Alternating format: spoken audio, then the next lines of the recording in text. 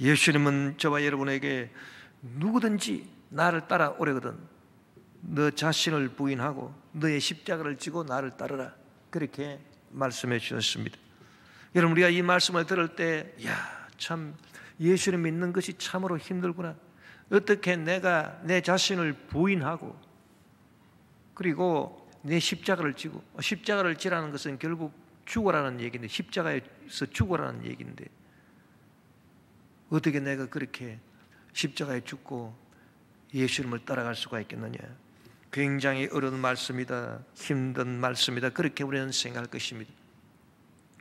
그러나 사실 우리가 진리를 깨달아 알게 되면 진리를 알지니 진리가 너희를 자유롭게 하리라고 말씀하신 대로 우리가 내 자신을 부인하고 내 십자가를 지고 십자가에서 죽고 주님을 따르는 일이 결코 어려운 일이 아니라는 것을 우리가 알게 될 것입니다.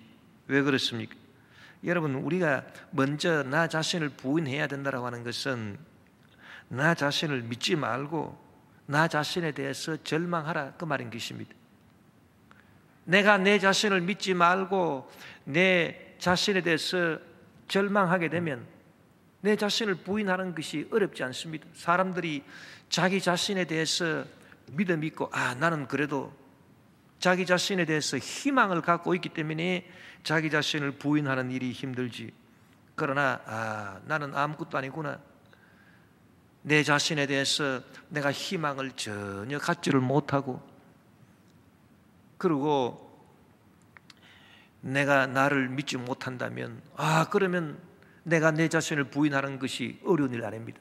쉽게 내 자신을 부인하고 또 절망적인 내 존재를 십자가에 못 박아서 죽이고 그리고 내 속에서 이제는 내가 사는 것이 아니라 예수님께서 다시 살아나는 그 일이 결코 어려운 일이 아니라고 하는 것을 우리가 알게 될 것입니다. 여러분, 우리가 알아야 될 것은 오직 희망은 하나님과의 관계에 있지 내 인간 존재 자체 여기에는 희망이 전혀 없습니다. 절대 절망이라고 하는 것을 우리가 알아야 되는 것입니다. 사람이 불치병에 걸리거나 극심한 가난에 시달리거나 감당할 수 없는 문제가 생겨나거나 한다면 다 자신의 존재에 대해서 절대 절망하게 되는 것입니다.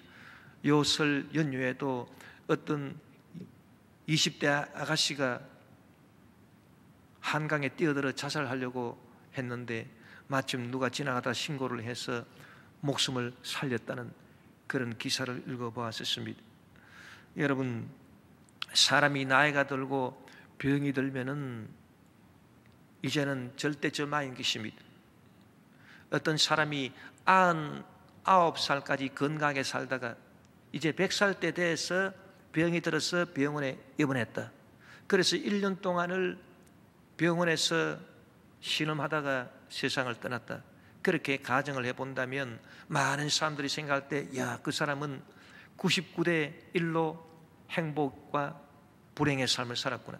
99년은 건강하게 잘 먹고 잘 살았기 때문에 행복이 99고 그리고 1년은 병원에 입원해서 모진 고통을 당했기 때문에 1년은 불행이다. 그래서 행복과 불행이 99대 1.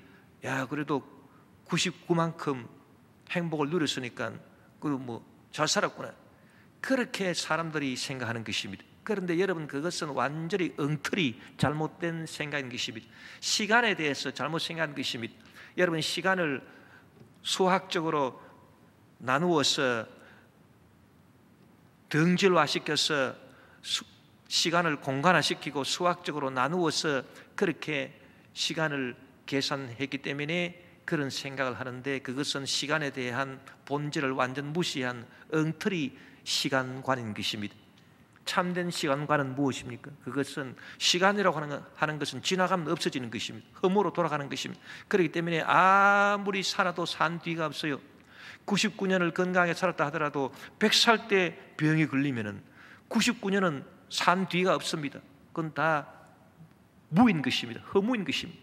지금이 중요한 것입니다. 지금 내가 당장 아픈 것입니다. 그렇기 때문에 막상 그 병을 앓게 된 100세 노인은 자기 인생 전체가 지금 병원에서 신음하고 있는 것입니다.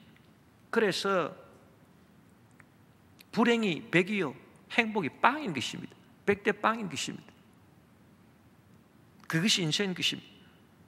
그런데 여러분, 늙어서 불치병에 안 걸린 사람이 과연 몇 명이나 되겠습니까?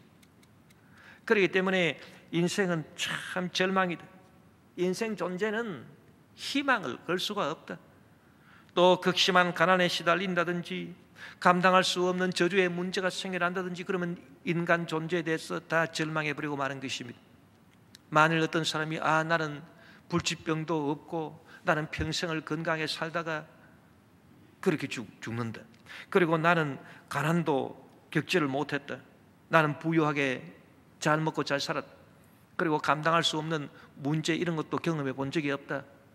그러니까 나는 내 존재에 대해서 희망을 갖고 있고 나는 절망하지 않는다. 그런 사람이 있습니까? 그렇다 하더라도 그 사람도 절망입니다. 왜냐하면 그 사람은 불치병이나 극심한 가난이나 감당할 수 없는 문제보다 더 큰 절망이 있다는 것을 그 사람은 알아야 되는데, 그것이 무엇이냐 하면 죄로 인한 절대 절망인 것입니다. 사람은 죄를 지어서 타락한 인간으로 태어나는데 인간의 죄의 성품은 절대 타락인 것입니다. 완전히 썩어버린 것입니다. 인간의 본성은 죄로 말미암아 완전히 썩었습니다. 여러분, 우리가 개신교회의 주요 교리라고 할 수 있는 칼빈의 5대 교리 제일 첫 번째를 보면은 인간의 전적 타락이 있습니다. 우리 조상 아담 하와가 하나님을 거역하고 반역하고 선악과를 따서 먹어서 타락을 하고 그 영이 죽은 바 되어버리고, 그리고 그들이 낙원에서 쫓겨났을 때 그들의 본성, 인간 존재는 보통 타락이 아닙니다. 완전히 절대 타락이기 때문에 전적으로 타락하고 완전히 부패해버리고 말았다는 것입니다. 그렇기 때문에 죄의 성품은 그냥 적당히 타락한 죄의 성품이 아니라 전적으로 타락한 죄의 성품이기 때문에 우리는 죄 때문에 절망하지 아니할 수 없는 것입니다. 병이 없다 하더라도, 가난에 시달리지 않는다 하더라도, 어떤 저주의 문제가 없다 하더라도 우리 성품 자체가, 본성 자체가 죄로 말미암아 절대 절망이라는 것을 우리가 분명히 알아야 되는 것입니다.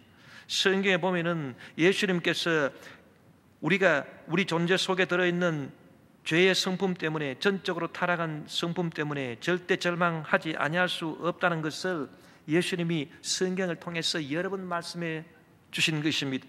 마태복음 18장 8절 9절에 보면 만일 내 손이나 내 발이 너를 범죄하게 하거든 찍어내버리라. 장애인이나 다리 저는 자로 영생에 들어가는 것이 두 손과 두 발을 가지고 영원한 불에 던져지는 것보다 나으니라. 만일 내 눈이 너를 범죄하게 하거든 빼어내버리라. 한 눈으로 영생에 들어가는 것이 두 눈을 가지고 지옥불에 던져지는 것보다 나으니라. 여러분, 예수님이 이렇게 말씀했는데 이 말씀이 무슨 의미입니까? 예를 들어서 내가 잘못해가지고서 내 손을 내밀어서 내가 범죄했다. 내 발이 안 갈 곳을 가가지고 내 발이 범죄를 했다. 그러면 도끼를 가져와가지고 예수님 말씀대로 내 손을 찍어버리고 발을 찍어버리라, 그 말인 것입니까? 예를 들어서 내가 눈을 들어서 뭘 봤습니다. 야, 저 참 외투가 참 좋구나. 제가 한번 가져봤으면 좋겠다. 탐심을 가졌습니다. 그러면 내 눈이 범죄했구나. 예수님 말씀대로 내 눈을 뽑아버려버리라. 여러분, 그런 뜻입니까? 그런 말이 아니고, 이 말씀은 인간은 태어날 때부터 본성이 전적으로 타락했기 때문에 죄를 안 짓고는 살 수가 없어. 그렇기 때문에 너희들은 절대 절망이다. 너희들 존재는 절대 절망이다. 그것을 깨달아라. 그 말씀인 것입니다. 또 마태복음 5장 27절 28절에 보니 또 간음하지 말라 하였다는 것을 너희가 들었으나 나는 너희에게 이르노니 음욕을 품고 여자를 보는 자마다 마음에 이미 간음하였느니라. 여러분, 건장한 청년이 아름다운 여인을 보면은 마음속에 욕정이 생기고 음욕이 생기는 것이 당연지사 아니겠습니까? 밥을 먹고 물을 마시듯이 자연스러운 현상인 것입니다. 몸이 건강한 청년은 다 그럴 것입니다. 몸이 뭐 병들었다든지 뭐 기능이 잘못됐다든지 그러면 모르겠습니다만, 그런데 예수님은 뭐라고 말씀했냐? 여인을 보고 음욕을 품는 자마다 마음에 이미 간음해 버렸느니라. 그래서 네 눈이 너로 하여금 범죄케 했으니까 눈을 갖다가 뽑아버리라. 그러면 그 청년이 나는 여인을 보고 벌써 내 마음에 간음했구나, 그리고 눈을 뽑아버리라, 그 말인 것입니까? 그 말이 아닙니다. 그 의미가 아니라 너희들 인생은 절대 절망이야. 아무리 너희들이 죄를 안 지으려 해도 죄 안 지을 수 없어. 죄의 성품은 절대 타락한 성품이요, 절대 절망이기 때문에 너희들은 너희들 존재에 대해서 희망을 갖지 마라. 너희들이 스스로 의롭게 될 수 있다는 희망을 절대 갖지 마라. 너희들 존재 자체에 대해서 절대 절망하라. 그것을 가르쳐주는 예수님의 말씀인 것입니다. 또 한 번은 성경에 보니까 어떤 부자 청년이 예수님께 와가지고 한다는 말이, 예수님, 저는 하나님 말씀하신 율법을 다 지켰습니다. 10계명, 1계명부터 10계명까지 다 지켰습니다. 그러니까 나는 내 자신에 대해서 희망을 갖고 있습니다. 내 자신에 대해서 절망하지 않습니다. 내가 하나님 율법을 다 지켰는데요. 그러니까 내가 주님의 뒤를 따라가겠습니다. 그랬더니 예수님께서 그 청년 보고 뭐라고 말씀했습니까? 마태복음 19장 20절 22절에 보니 그 청년이 이르되 이 모든 것을 내가 지켰사온데 아직도 무엇이 부족하니까? 예수께서 이르시되 내가 온전하고자 할진대 가서 내 소유를 팔아 가난한 자들에게 주라. 그리하면 하늘에서 보화가 내게 있으리라. 그리고 와서 나를 따르라 하시니 그 청년이 재물이 많음으로 이 말씀을 듣고 근심하며 가니라. 그런데 예수님께서는 그 청년에게 말씀하시기를, 내가 보니까 너는 참 재물이 많구나. 그 재물을 지금 다 팔아라. 예? 그걸 다 팔아가지고서 가난한 사람들에 다 나누어 주고 너는 빈털터리가 되라. 그러고 난 다음에 나를 따르라. 그러니까 이 청년이, 아니 내가 피땀 흘려서 모은 재산을 내가 왜 다 팔아가지고 가난한 사람들 다 나눠줍니까? 그리고 주님의 뒤를 따르는 것입니다. 이야, 이거는 내가 도저히 할 수 없습니다. 그리고 고개를 절레절레 흔들면서 근심을 하면서 떠나갔다는 것입니다. 여러분, 이 말씀의 의미가 뭡니까? 그 청년 보고 예수님이 진짜 네 재산 다 팔아가지고서 가난한 사람들 다 나눠주고 너는 네가 거지가 되고 빈털터리가 돼가지고 나를 따르라, 그 말씀인 것입니까? 그게 아닙니다. 예수님께서 이 말씀을 통해서 가르쳐 주시고자 하는 것은 너희 인생들아, 너희가 의롭다고 하나님 율법을 다 지키고 또 무슨 난 완벽합니다 그렇게 자신한다 하더라도 너희들은 하나님 말씀대로 살 수가 없는 절대 절망한 존재다. 하나님 말씀대로 네가 과연 살려고 한다면 재물 다 팔아라. 재물 다 팔아서 가난한 사람들 다 나눠줘라. 그래야 하나님 말씀대로 사는 건데 너 그럴 수 있느냐? 너는 절대 그럴 수 없다. 인간 존재는 절대로 타락했기 때문에, 절대 절망이기 때문에 하나님 말씀대로 살 수가 없다. 그러니까 네 존재에 대해서 희망을 갖지 마라. 네 존재에 대해서 절대 절망하라. 그것을 가르쳐 주시기 위해서 예수님께서 이런 말씀을 하신 것입니다.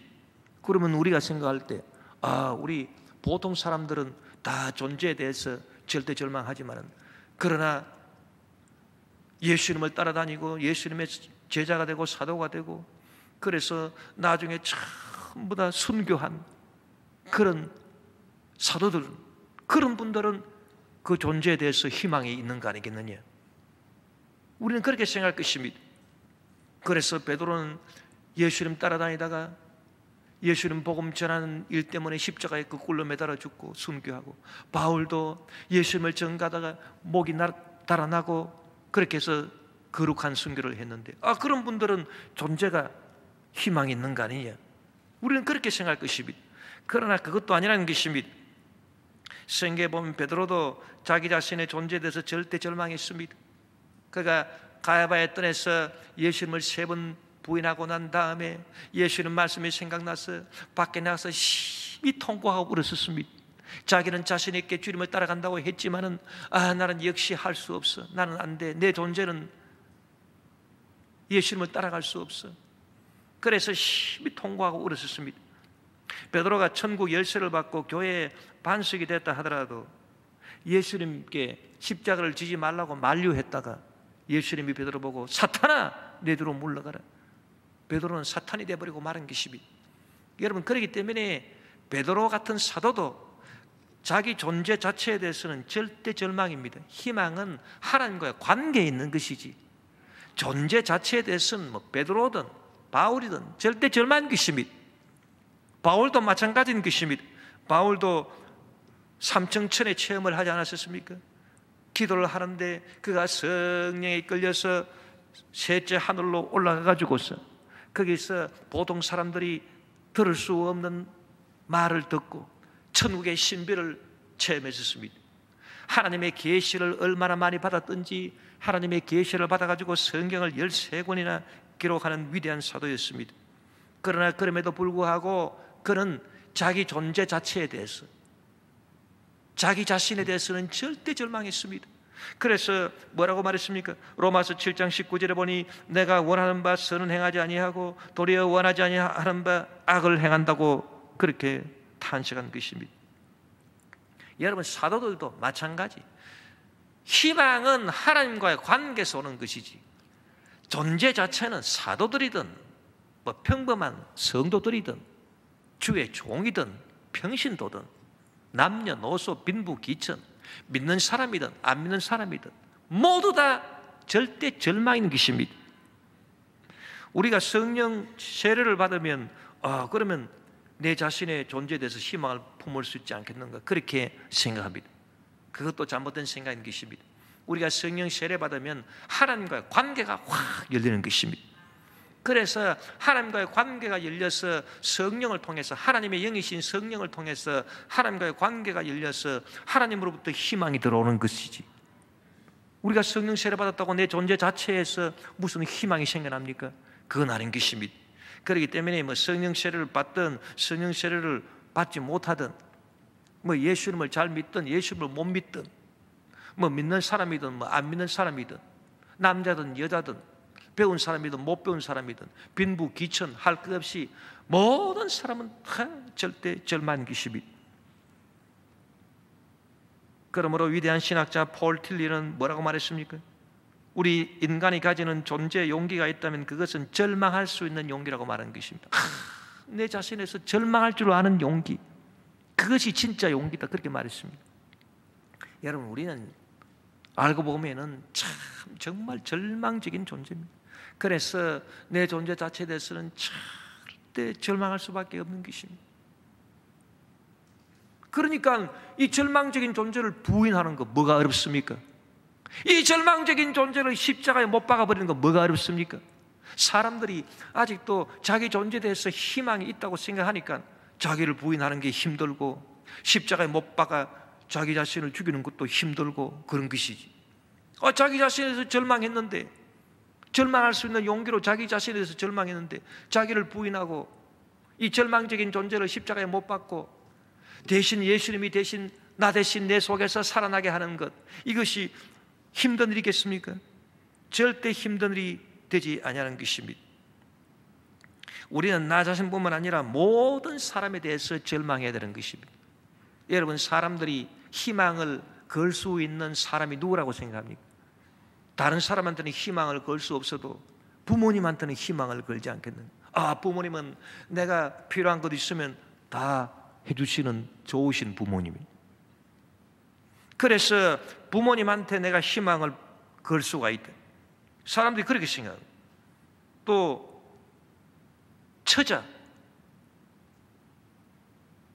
처자에 대해서 내가 희망을 걸 수 있지 않겠느냐, 남편에 대해서 희망을 가질 수 있지 않겠느냐, 아내에 대해서 희망을 가질 수 있지 않겠느냐, 자녀에 대해서 희망을 가질 수 있지 않겠느냐, 자녀가 그래도 노후에 나를 돌봐주지 않겠느냐, 자녀에 대해서 희망을 걸 수 있다, 뭐 형제에 대해서 자매에 대해서 희망을 걸 수 있지 않겠느냐.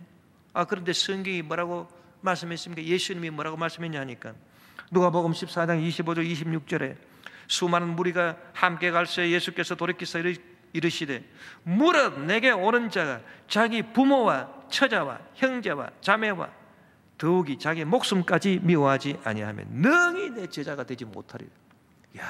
여러분, 부모님을 미워해야 내 제자가 된다. 처자를 미워해야 내 제자가 된다. 형제 자매를 미워해야 내 제자가 된다. 자기 목숨도 미워할 줄 알아야 내 제자가 된다. 이것이 무슨 말씀입니까? 우리가 이 말씀을 문자 그대로 해석해가지고, 그래, 내가 부모를 미워해야 예수님 제자가 된다 하니까, 부모를 싫어하고 미워하고 군바하고 비난하고 공격하고, 처자를 비난하고 공격하고, 그러한 말인 것입니다. 그 말이 아닙니다. 여러분, 이 말씀은 무슨 의미냐? 너희들이 기대할 만하다고 생각되는 사람들, 부모님이나 처자나 자식이나 또 형제나 자매나 그 누구에 대해서도 희망을 갖지 마라. 그 말씀인 것입니다. 그 희망을 갖지 말라고 예수님이 이런 말씀하신 것이지, 진짜 그대로 미워하라고, 사랑해 예수님이 왜 남을 미워하라고 가르치겠습니까? 이 말씀은 너희들이 희망을 거을 수 있다고 생각하는 부모나 남편이나 처자나 무슨 형제나 자매나 그들에 대해서 희망을 걸지 마라. 인간은, 모든 인간이 다 절대 절망이기 때문에 서로 불쌍히 여길 뿐이지. 부모도 자식을 불쌍히 여기고 자식이 부모도 불쌍히 여기고 서로 불쌍히 여길 뿐이지, 저 사람이 나를 도와줄 수 있겠다, 나에게 무슨 큰 은혜를 베풀 수 있겠다, 희망을 절대로 걸지 마라. 희망은 오직 하나님께로부터 오는 것입니다. 인간 존재 그 자체는 그 누구를 막론하고 절망이라고 하는 것을 예수님께서 가르쳐 주시는 것입니다. 내 목숨에 대해서도 기대를 걸 수 없고 희망을 둘 수 없다는 것입니다. 내 목숨도 미워해야 된다는 것입니다. 많은 사람들이 나는 그래도 건강에 자신이 있다, 그 건강에 자신 있다 하는 사람들이 보면은 일찍 죽더라고요. 제가 120세가 되는 김형석 교수님 신앙 간증 스토리를 읽어보니까, 그분은 태어날 때 너무 몸이 약해가지고 그 부모님이, 너는 20살까지만 살아도 좋겠다, 얼마나 몸이 약한지 20살까지만 살아도 좋겠다, 그렇게 생각해요. 그런데 20살이 뭡니까? 5배를 더 살았어요. 그래도 지금 건강하시. 이게 뭡니까?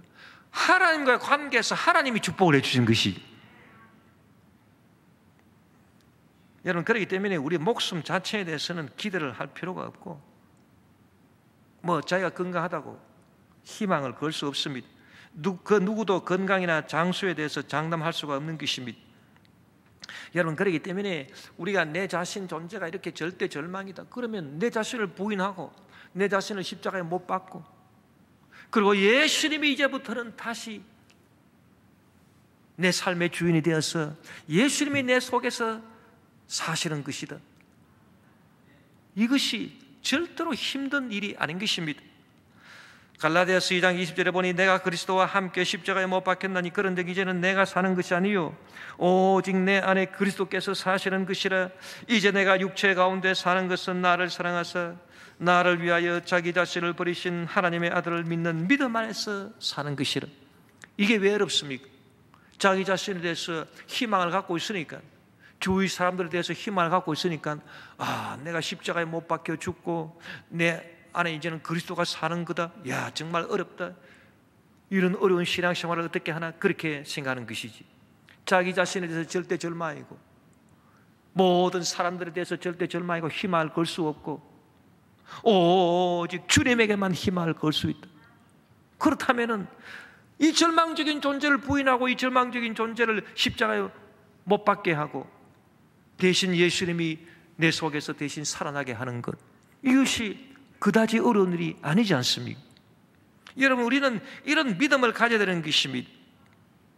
오늘 본문 누가복음 9장 23절에 보니 또 무리에게 이르시되 아무든지 나를 따라 오려거든 자기를 부인하고 날마다 제 십자가를 지고 나를 따를 것이. 그래서 날마다 우리는 나 자신을 부인하고 내가 십자가에 죽고 예수님이 다시 살아야 되는 것입니다. 절망적인 내 존재는 십자가에 못 박혀 죽고 그 대신에 예수님이 날마다 살아나야 되는 것입니다. 그렇기 때문에 바울도 고백하기를 고린도전서 15장 31절에 형제들아 내가 그리스도 예수 우리 주 안에서 가진 바 너희에 대한 나의 자랑을 두고 단언하노니 나는 날마다 죽노라. 자기가 날마다 죽는 것이 자랑이라는 것입니다. 이게 어려운 일이 아니라는 것입니다. 자기가 은혜 받고 축복받는 일이라는 것입니다. 그래서 자기 자랑거리가 됐다는 것입니다. 여러분, 이처럼 우리는 나 자신에 대해서 절대 절망하고, 사람 존재에 대해서도 절대 절망하고, 세상에 대해서 절망하고, 그리고 그 대신에 희망은 어디서 오느냐? 하나님께서 우리에게 주시는 것이다. 사망의 음침한 골짜기 가다가 밝은 빛 호련히 보고, 우리는 절대 절망인데 웬일인지 웬 은혜인지 예수 그리스도를 통해서 하나님으로부터 희망의 빛이 쫙 들어오는데 놀라운 은혜인 것입니다. 그래서 우리는 죽었다 깨어나도 죄를 이길 수가 없습니다. 날마다 밥 먹고 물 마시다 우리는 죄를 짓고 살아갑니다. 죄로 말미암아 우리는 절대 절망할 수밖에 없는데, 이 사망의 음침한 골짜기 가다가 밝은 빛 호련히 비쳤어. 그 빛이 뭐냐?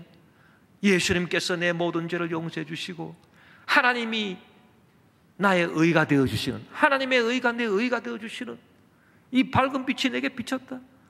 놀라운 은혜 아닙니까? 여러분, 우리가 질병으로 저주의 문제로 말미암아 사망의 음침한 골짜기 가는데 밝은 빛 호련히 비쳐서 치료의 광선이 임하고 축복이 임하고, 또 무엇보다도 우리가 죽음의 골짜기를 걸어가다가 우리가 죽는다 하더라도 밝은 빛 비추는데 부활 영생의 빛이 임하고 우리가 하나님의 자녀가 되고 천국 백성이 되는 것, 이 놀라운 은혜가 아니겠습니까? 그래서 관계는 하나님께로부터만 오기 때문에, 관계에서 희망이 오기 때문에, 하나님과의 관계에서만 희망이 오기 때문에, 그것도 보통 희망이 아니라 절대 희망이요. 그래서 우리 자신 존재에 대해서는 절대 절망이요, 하나님의 관계에 대해서는 절대 희망이라. 그렇기 때문에 여기서 무엇이 나옵니까? 하나님을 간절히 찾게 되는 것입니다. 여러분, 우리가 하나님을 간절히 찾으려면 두 가지 조건이 맞아떨어져야 됩니다. 첫째는 내 인간 존재가 절대 절망이구나, 이거를 알아야 됩니다. 그 다음에는 그런데 갑자기 하늘에서 빛이 비친다, 하나님이 내 절대 희망이구나, 또 이걸 알아야 되는 것입니다. 이 두 가지를 알게 되면 우리가 날마다 하나님을 찾게 되는 것입니다. 간절하게 하나님을 찾게 되는 것입니다. 여러분, 불교는 인간 존재 자체가 허무하다는 것을 깨달은 종교인 것입니다. 그래서 인간 존재는 원래 없던 것인데 허무에서 온 것이다. 그러니 험한 것이다. 일장춘몽과 같은 것이다. 그러니까 욕심을 다 버려라. 욕심을 이룬다 한들 아무 소용이 없다. 그래, 욕심을 다 떨쳐버리면, 욕심을 다 떨쳐버리면 108가지 번뇌가 다 사라져. 그러면 사람이 해탈을 하게 되느니라. 그거를 가르쳐 준 게 불교 아닙니까? 그래서 인간 존재에 대해서 절대 절망하는 법을 불교는 가르쳐 주고 있었습니다. 그러나 뭐가 없습니까? 하나님으로부터 희망이 온다. 절대 희망이 온다. 죄사함 받고 용서받고 의롭다 함을 얻을 수 있는 희망, 치료받고 건강해질 수 있는 희망, 저주의 문제가 사라지고 축복이 임하는 희망. 아무리 극심한 가난에 시달려도 하나님을 기쁘시게 하는 민족은 반드시 하나님이 축복해 주셔서 부요한 나라가 되게 하고, 또 남한테 꾸어줄지언정 꾸지 않는 그런 1등 민족이 되게 하는 그런 축복이 온다. 그리고 우리는 죽어서 지옥에 떨어질 수밖에 없는 죄인인데 하나님의 은혜로 말미암아 예수 그리스도로 말미암아 부활 은총이 임하고 영생 천국으로 들어가는 그런 은혜가 임한다. 여러분, 이것을 불교는 알지를 못하는 것입니다. 그렇기 때문에 하나님을 간절히 찾지 않죠. 또 가톨릭은 어떻습니까? 여러분, 가톨릭은 우리와 마찬가지로 예수님도 찾고 하나님도 찾고 하지만은 그들은 인간 존재에 대해서 절망하는 깊이가 우리 개신교만큼 깊지를 못합니다. 그래서 가톨릭은 인간의 전적인 타락을 믿는 것이 아니고 부분적인 타락을 믿습니다. 그러니까 인간이 타락했지만은 완전히 타락한 것은 아니고 그래도 희망이 조금 남아있다, 인간 본성 속에. 그래서 인간의 본성이 완전히 타락해서 완전히 썩었다면 인간의 본성 속에 인간의 이성이 있지 않습니까? 인간의 이성으로 어떻게 하나님을 알겠습니까? 그러나 가톨릭은 인간의 본성이 완전히 썩어서 완전 타락한 것은 아니다. 그러니까 인간의 이성을 잘 개발시키면 그 이성으로 하나님을 깨달아 알 수 있다. 그래서 철학적인 방법으로, 자연신학적인 방법으로 하나님을 알 수 있다. 그것이 가톨릭의 자연신학인 것입니다. 그러나 우리 개신교는 그렇지 않습니다. 우리는 인간은 전적으로 타락했기 때문에, 절대 절망이기 때문에 인간의 이성도 절대 절망이라. 그러니까 인간 이성으로서는 절대 하나님을 알 수 없고, 하나님을 알 수 있는 것은 오직 십자가를 통해서, 예수 그리스도의 십자가를 통해서 하나님을 알 수 있다. 우리는 그렇게 믿는 것입니다. 또 가톨릭은 인간 의지에 대해서 희망을 갖고 있습니다. 인간이 타락해서도 절대 타락한 것은 아니고, 인간 의지도 절대 타락한 것은 아니고, 그래도 희망이 조금 남아있기 때문에 하나님의 은혜가 싹 임하면 그 인간의 의지가 다시 살아나가지고 인간이 자기 스스로 의지로 죄도 물리칠 수 있고 거룩하게 살 수도 있고 그런 것이다. 그래서 가톨릭은 성인도 나오고 거룩하게 사는 사람들 모범도 제시하고 그렇게 하는 것입니다. 그러나 여러분, 우리는 그런 것을 믿지 않습니다. 인간의 본성은 절대 타락, 완전 썩어버렸기 때문에 우리 인간의 의지는 완전 썩어서 문드러졌어요. 그러니까 인간의 의지가 새로워져 가지고 우리 인간 의지로 하나님 은혜를 받아가 죄도 안 짓고 그렇게 우리가 거룩하게 살고 그런 것은 우리가 믿지 않습니다. 오직 하나님의 성령이 우리를 붙잡아 가지고서 강제로, 강권적으로 죄를 안 짓게 해서 우리가 죄를 안 짓는 거지. 우리 존재 자체가 거룩해져서 죄를 안 짓고 그런 것은 아닌 것입니다. 여러분, 그렇기 때문에 우리는 가톨릭보다도 더 하나님을 간절히 찾을 수밖에 없어요. 요새 코로나로 말미암아서 종교 활동을 전부 다 비대면으로 한다고 하는데 사람들이 많은 의문을 갖고 있습니다. 어떤 신문에 보니까 어떤 기자가 그렇게 말했습니다. 왜 가톨릭은 비대면 미사를 다 드린다고 그렇게 하는데 왜 개신교는 그렇게 현장 예배를 고집을 하고 대면 예배를 드려야 된다고 그렇게 내세우는가? 그 이유가 뭔가? 아마 개신교가 앞날을 멀리 내다보지를 못하고 바로 눈 앞에만 보기 때문에 그런 거 아니겠느냐? 그렇게 말합니다. 그러나 그게 아닙니다. 여러분, 우리 개신교 신앙은 가톨릭 신앙보다도 하나님을 더 간절히 찾는 것입니다. 우리가 절대 부패했기 때문에 우리 속에 희망이 없어요. 내 속에 희망이 전혀 없어요. 내 인간 이성에도 희망이 전혀 없고 내 인간 의지에도 희망이 전혀 없어요. 그렇기 때문에 희망은 오직 하나님으로부터만 오는 것입니다. 그렇기 때문에 우리는 가톨릭보다도 더 열심히, 더 간절히 하나님을 찾을 수밖에 없는 것입니다. 그래서 우리가 하나님을 간절히 찾으니까, 여러분, 하나님 간절히 찾으면 비대면 예배, 집에서 핸드폰 켜가지고 예배 드리는 것보다 준비하고 다 옷도 갖추어 입고 그래서 주님 앞에 나와서 교회에서 예배 드리는 그런 성도들이 되지 않겠습니까? 당연한 것입니다. 여러분, 우리는 어떻게 하나님을 간절히 찾습니까? 하나님을 간절히 찾는다. 그것은 여러분, 예배를 통해서 하나님을 간절히 찾는 것입니다. 예배를 잘 드려야 되는 것입니다. 여러분, 하나님을 어떻게 찾습니까? 예배를 통해서 하나님을 찾지. 예배 안 드리면 무엇을 통해서 여러분이 하나님을 찾을 것입니까? 그래서 하나님을 간절히 찾는 방법은 첫째가 예배인 것입니다. 그런데 이 예배는 뭐냐? 예배를 잘 드리는 것은 하나님을 대접하는 것입니다. 마태복음 7장 9절에서 14절에 보니 너희 중에 누가 아들이 떡을 달라 하는데 돌을 주며 생선을 달라 하는데 뱀을 줄 사람이 있겠느냐? 너희가 악한 자라도 좋은 것으로 자식에게 줄 줄 알거든 하물며 하늘에 계신 너희 아버지께서 구하는 자에게 좋은 것으로 주시지 않겠느냐? 그러므로 무엇이든지 남에게 대접을 받고자 하는 대로 너희도 남을 대접하라. 이것이 율법이요 선지자니라.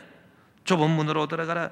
멸망으로 인도하는 문은 크고 그 길이 넓어 그리로 들어가는 자가 많고 생명으로 인도하는 문은 좁고 길이 협착하여 찾는 자가 적음이라. 그렇게 말씀하는 것입니다.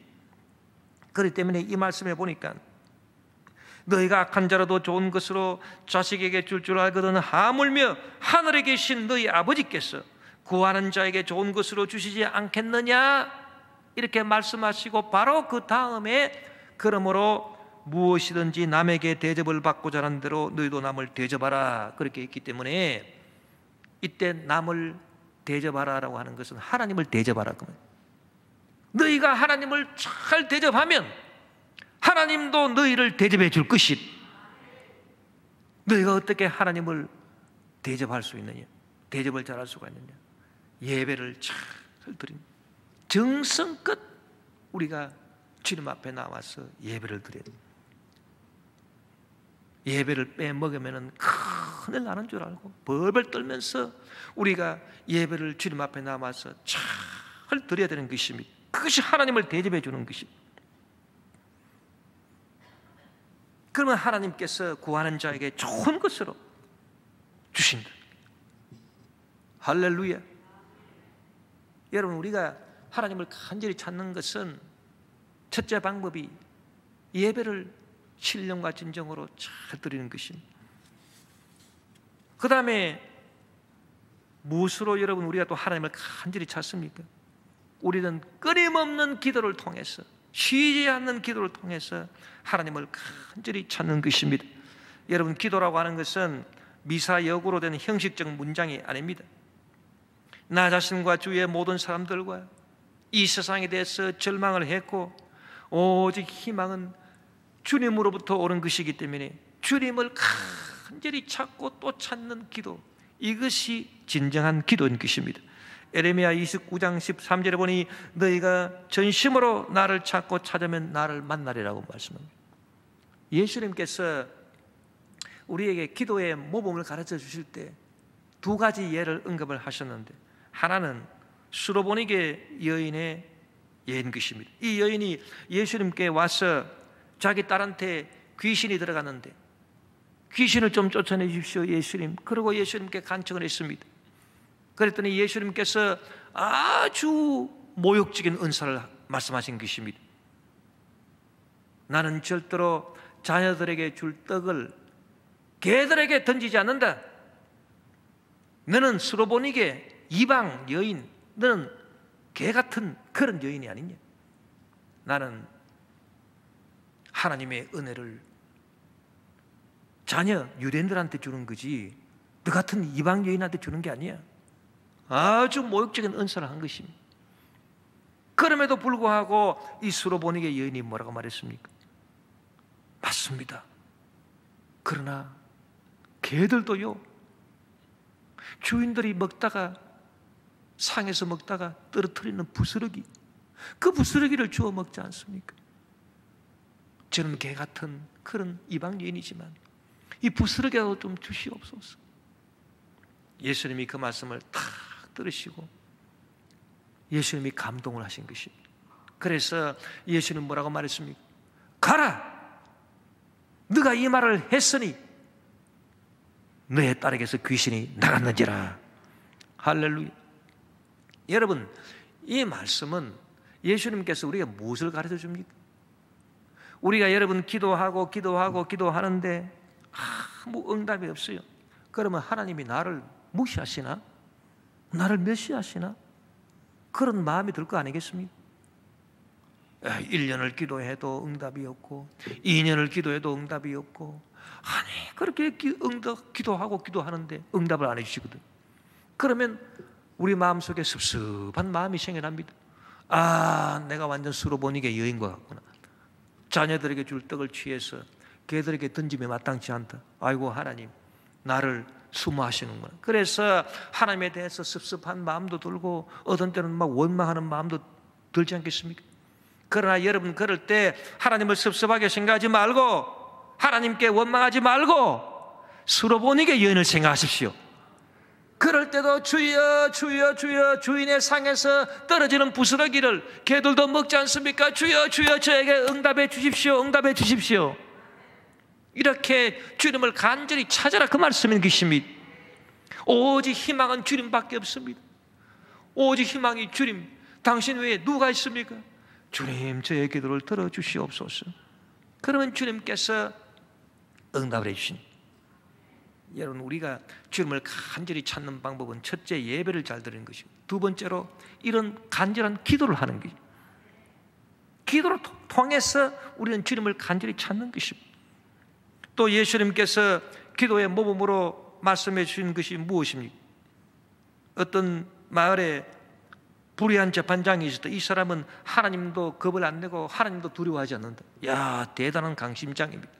하나님도 두려워하지 않고 사람을 완전 무시해버리는 불의한 재판장이 있었는데, 그 마을에 또 누가 있었느냐? 가련한 과부 한 사람이 있었습니다. 정말 불쌍한 과부, 아무 힘도 없는, 누구 하나 돌봐줄 수 없는 그런 과부 한 사람이 있었는데, 이 과부가 이 재판장에 가서, 재판장님, 내 원수에 대한 내 원한을 갚아주십시오. 내 원수가 나를 괴롭힙니다. 이 원한을 갚아주십시오. 간절히 부탁을 했습니다. 매일 찾아갑니다. 매 시간 날 때마다 찾아갑니다. 그래서 찾아갔더니 이 재판장이 나중에 너무너무 귀찮아했어. 이 과부의 청을 들어주었다는 것입니다. 여러분, 이 기도는 무엇을 말합니까? 우리가 주님 앞에 나아가서 주님을 귀찮게 할 만큼 계속해서 기도하고 계속해서 찾고, 주님을 찾고 간절히 찾는데, 기도로서 간절히 찾는데, 아예 막 예수님이 막 귀찮아 할 만큼 예수님을 간절히 찾아라. 왜? 희망은 오직 예수님으로부터 내려오기 때문에. 다른 데는 희망이 없어요. 출구가 다 막혀버렸어요. 우리 인생에 희망이 전혀 없어요. 예? 나 자신도 절망이고, 뭐 이웃도 절망이고, 그 누구도 희망을 찾을 수가 없어요. 그 누구에게도. 오직 희망은 예수님밖에 없습니다. 주님만이 나의 힘. 주님만이 나의 힘이다. 주님만이 나의 희망이 되죠. 그러니 주님을 간절히 찾아라. 그래서 어떻게 찾느냐?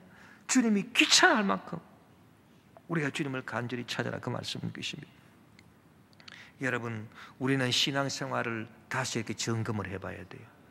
내 자신에 대해서 절대 절망하고, 모든 사람에 대해서 절대 절망하고, 세상에 대해서 절대 절망하고, 오직 내가 주님만을 간절히 찾고 있느냐. 시편 98편 1절에 보니 새 노래로 야훼께 찬송하라. 그는 기이한 일을 행하사 그의 오른손과 거룩한 팔로 자기를 위하여 구원을 베푸셨습니다. 할렐루야. 여러분, 우리는 절대 절망인데, 주님으로부터 희망을 얻을 수 있다. 그것도 절대 희망은, 이건 참 기이한 일 아니겠습니까? 그래서 이런 기이한, 놀랍고도 참 기묘한, 기가 막힌 은혜다. 여기서 주님에 대한 찬송이 나오는 것입니다. 우리는 주님께 나와서 간절히 주님을 찾는 마음으로 신령과 진정으로 예배를 드리고, 우리는 주님을 귀찮게 할 만큼 주님을 찾는 기도를 하고, 또 우리는 주님께서 우리에게 베풀어 주신 귀한 일을 찬송하는 그런 신앙생활을 함으로써 희망을 발견하고 희망을 얻을 수가 있는 것입니다. 그것도 보통 희망이 아닙니다. 절대 희망을 얻을 수 있는 것입니다. 죄인이 어렵다 함을 얻게 되고, 병자가 고침을 받게 되고, 가난한 사람이 부유하게 되고, 저주에 눌린 사람이 축복을 받게 되며, 지옥 불에 들어가야 될 사람이 영생 천국을 얻게 되는 절대 희망을 얻게 되는 것입니다. 이런 희망을 얻고 주님께 영광 돌며 살아가는 저와 여러분 되시기를 주의 이름으로 축원합니다.